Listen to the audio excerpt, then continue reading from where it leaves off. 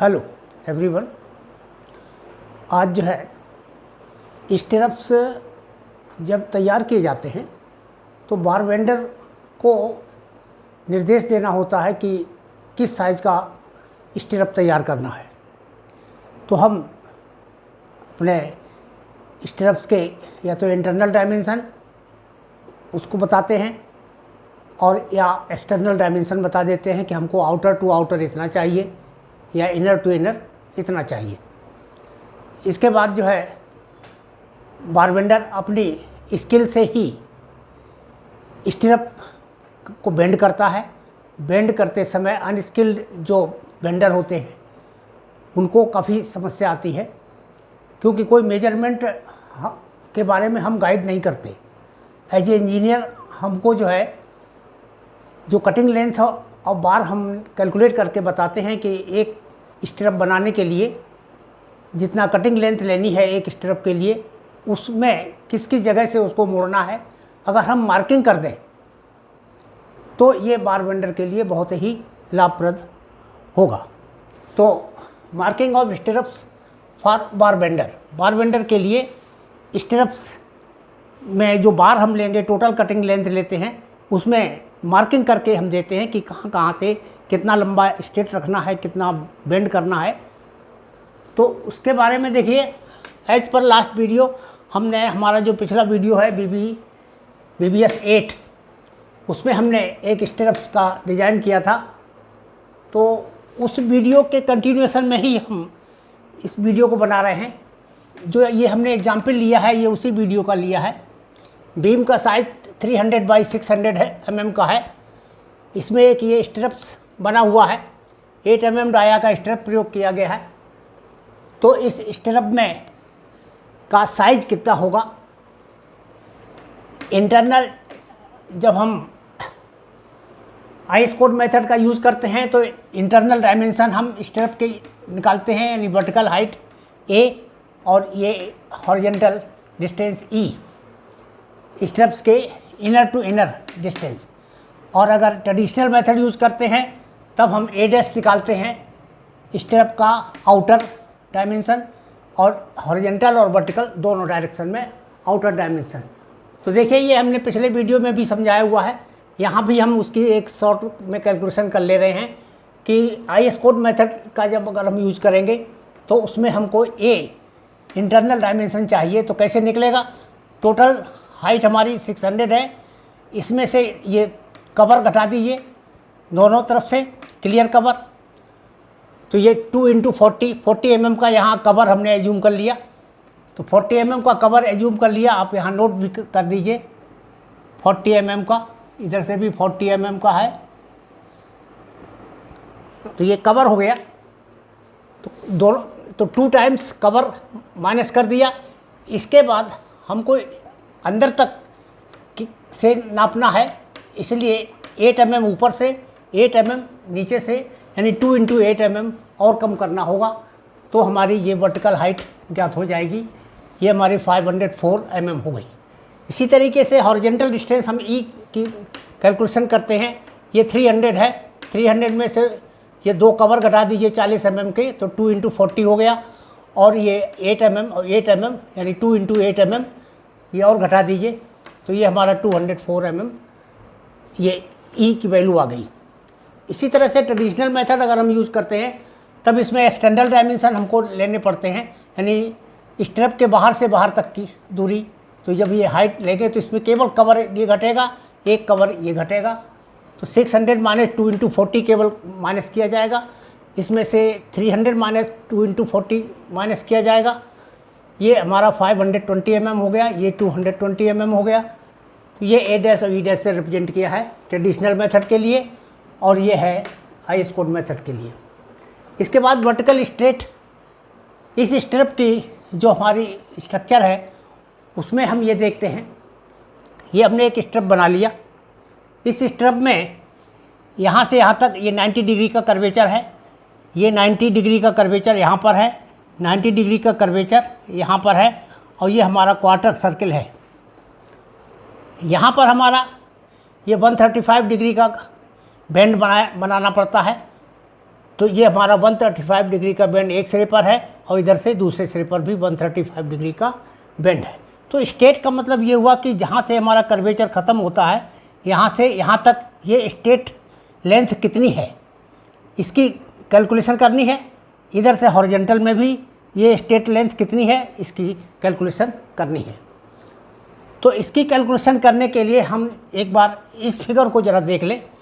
यहाँ हमने एक सेपरेटली 90 डिग्री का बेंड बना रखा है। ये 90 डिग्री का बेंड हो गया। यहाँ से स्टेट पोर्शन इधर से शुरू होता है, यहाँ से स्टेट पोर्शन इधर से शुरू होता है।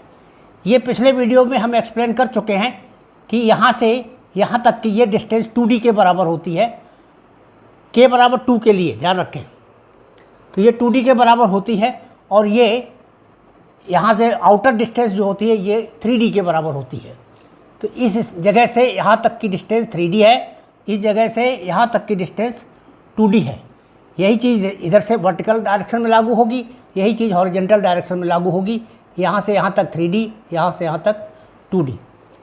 तो अब हमको स्टेट वर्टिकल ये निकालना है। तो हम चूँकि ए प्रयोग कर रहे हैं, इसका मतलब आई स्क्वायर मेथड प्रयोग कर रहे हैं। तो आई स्क्वायर मेथड प्रयोग करने पर इंटरनल डायमेंशन हमको मालूम है, तो यहाँ से मालूम है डिस्टेंस।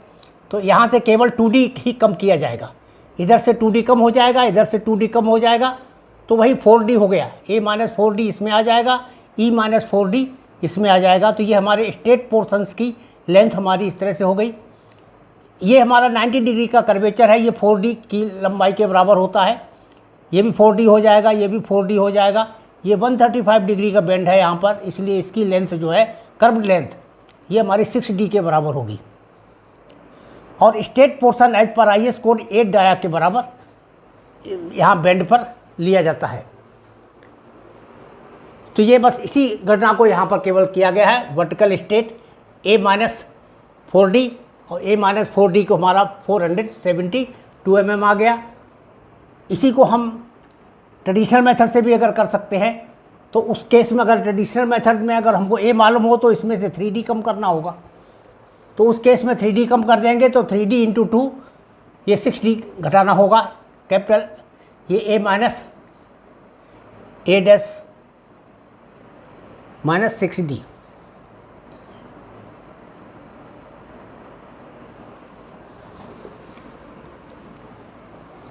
ये a डैश है, a डैश माइनस 6d। तो ये हमारा 520 माइनस 6d वैल्यू वही आ जाती है, चाहे ट्रेडिशनल मेथड से निकालें चाहे आई स्क्वायर मेथड से निकालें, ये स्टेट पोर्शन की लंबाई सेम आएगी। तो ये 472 आ गई। इसी तरीके से हॉरिजॉन्टल स्टेट निकालें हॉरिजॉन्टल डायरेक्शन वाले का, तो ये e माइनस 4d से हम इसको सॉल्व कर सकते हैं और ये हमारा 172 आ गया। तो ट्रेडिशनल मेथड से भी सेम टू सेम यही आता है। 90 डिग्री कर्व लेंथ जो है ये 4d के बराबर होती है। d इसमें स्टेप बार का डाया 8 mm लिया है, तो ये हमारा 32 mm हो गया। 135 डिग्री कर्व लेंथ जो है ये 6d के बराबर होती है। ये 6 इंटू d करेंगे तो d 8 हो गया, ये 48 mm हो गया। 6 इंटू 8 48 mm। इसके बाद कटिंग लेंथ हम आई स्क्वायर मेथड से डायरेक्ट निकाल लेते हैं।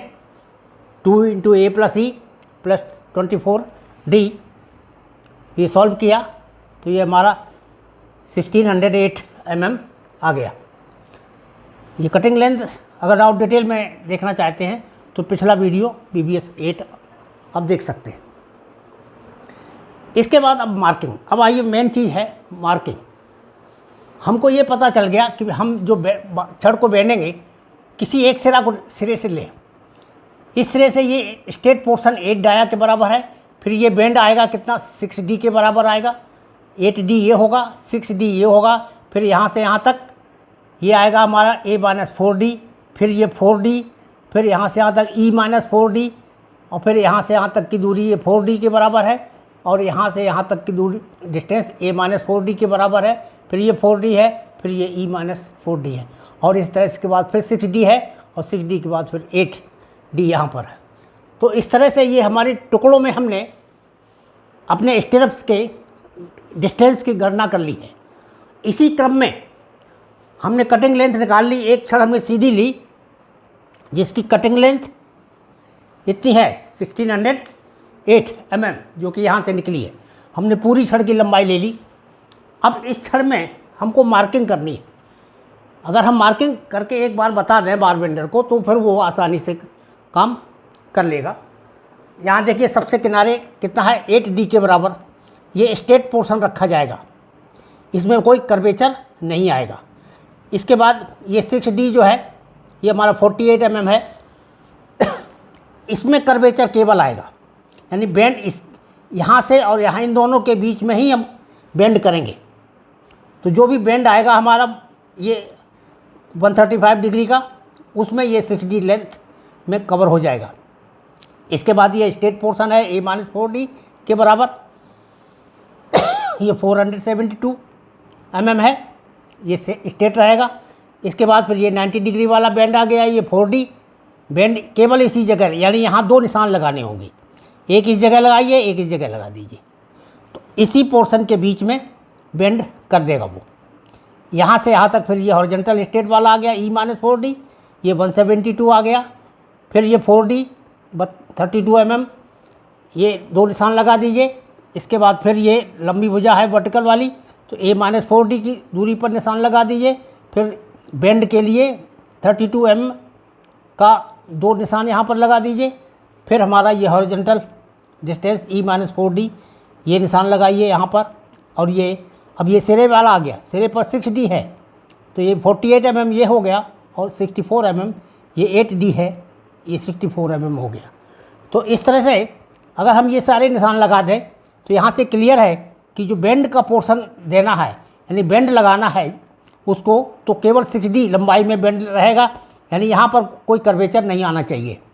इस पोर्शन में कोई कर्वेचर नहीं आना चाहिए, यहाँ से यहाँ तक कोई कर्वेचर नहीं आना चाहिए, यहाँ से यहाँ तक कोई कर्वेचर नहीं होगा, यानी इन पोर्शन में कोई कर्वेचर नहीं आएगा। केवल जो ये हमने लाइन खींच दी है, शेडेड एरिया बना दिया है, उसी पोर्शन में कर्वेचर दे देंगे, तो हमारा स्टिरअप बिल्कुल प्रॉपर इस डिज़ाइन में तैयार हो जाएगा। फिर इसमें हमको दोबारा गलती होने की संभावना बिल्कुल नहीं के बराबर होगी। तो मेरा ख्याल है मार्किंग के लिए बस इतना ही पर्याप्त है, कोई इसमें ज़्यादा नहीं है मैटर। ये जानकारी संभवतः काफ़ी कम की है, और इसका प्रयोग आप लोग फील्ड में करके चेक करें, और फिर इसके बाद इसका रिस्पॉन्स दें कि ये कितना लाभप्रद है आप लोग के लिए। Thank you.